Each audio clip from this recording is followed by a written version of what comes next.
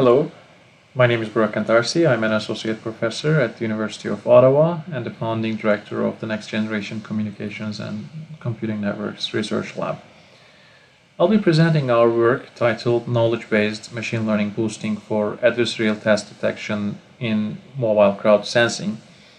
And this work has been published in IEEE Symposium on Computers and Communications 2020, which was held as a virtual event. This work was carried out in collaboration with Dr. Murat Simsek and Professor Azzedine Boukerche at the University of Ottawa. So this is the outline of the talk. I'll start with the motivation, and then I will present the characteristics of the sensing tasks, and I'll present machine learning for fake task detection in mobile crowd sensing, and also boosting machine learning via prior knowledge input, and then I'll present our conclusions and discussions.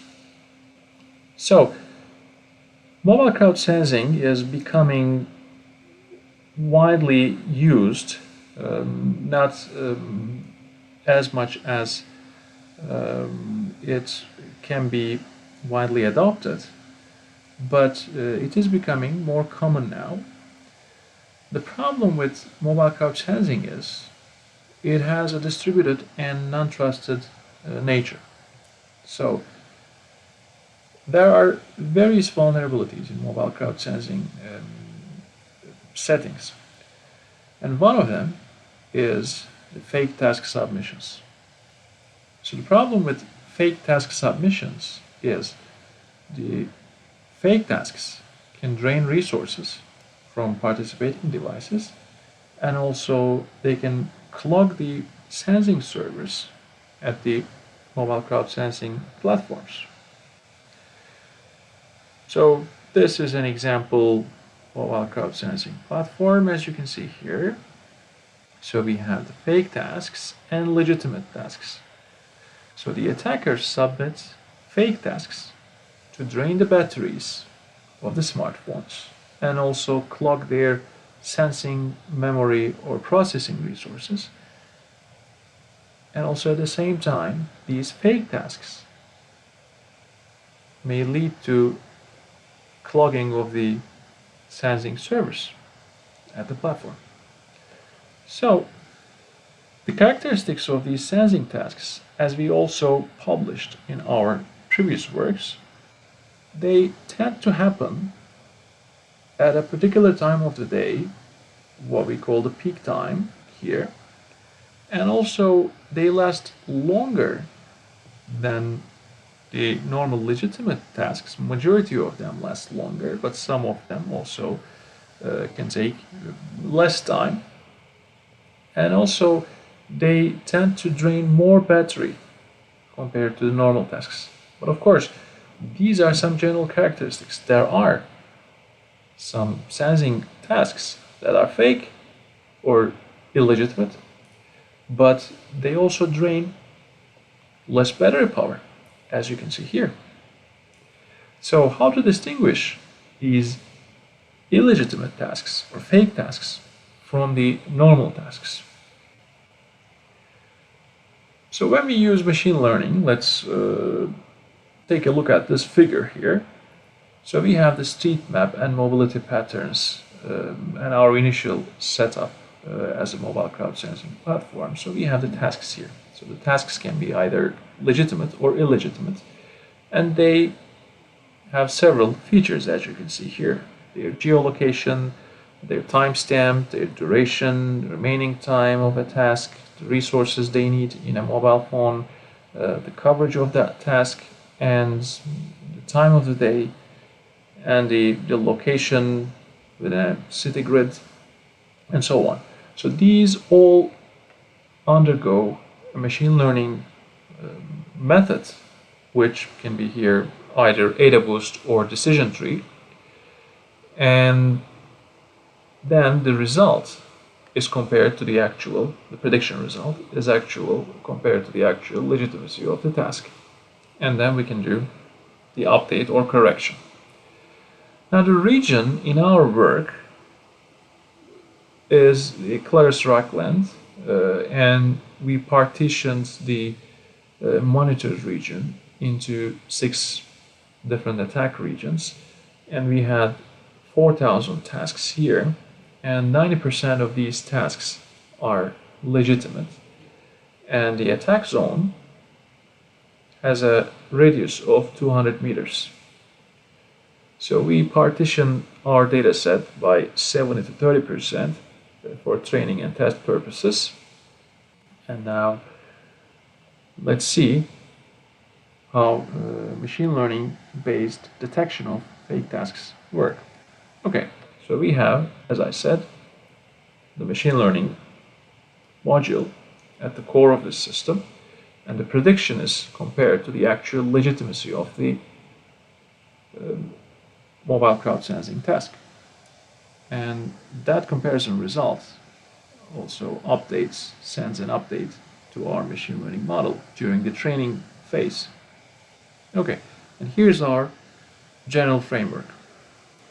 So we have our mobile crowd sensing platform, and we have the task and feature generation here.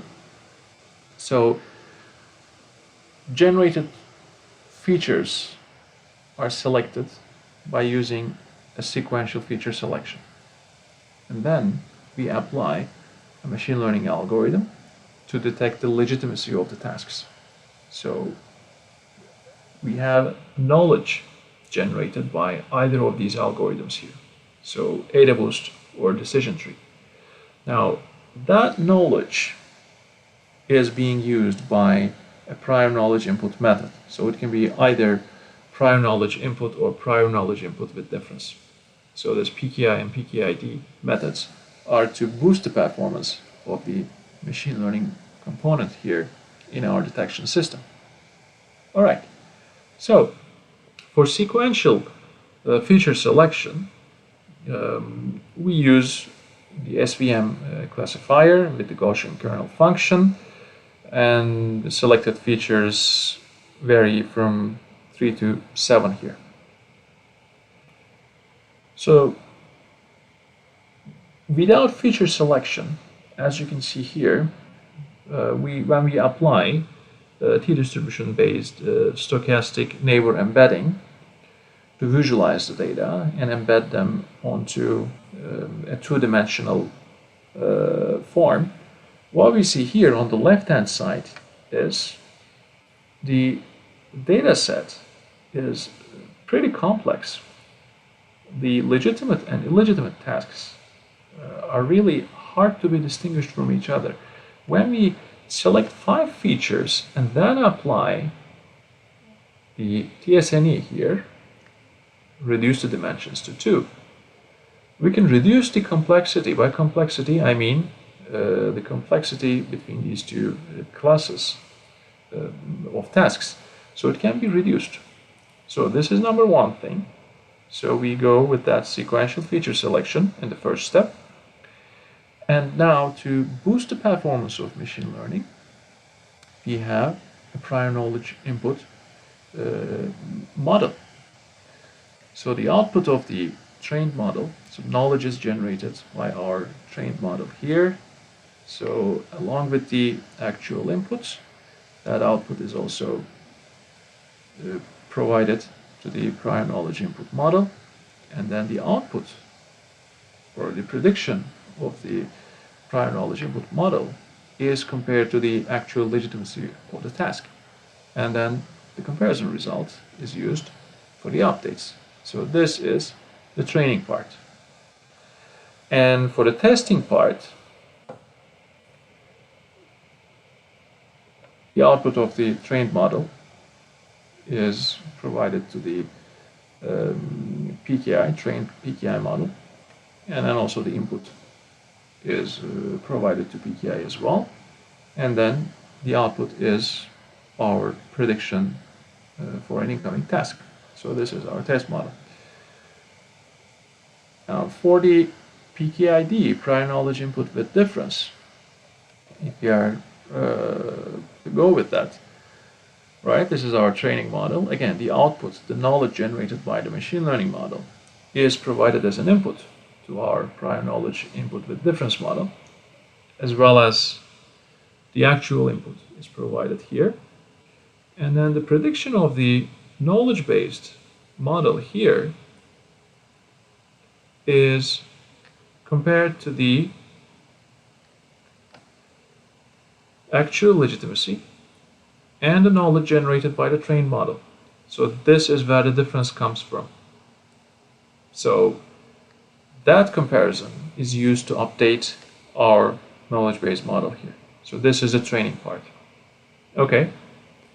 And then the test, right, again, we use the knowledge generated by the machine learning algorithm here. And the actual inputs are provided to the prior knowledge input with difference model. So the output of this trained model is used along with the trained model's output, trained machine learning model's output.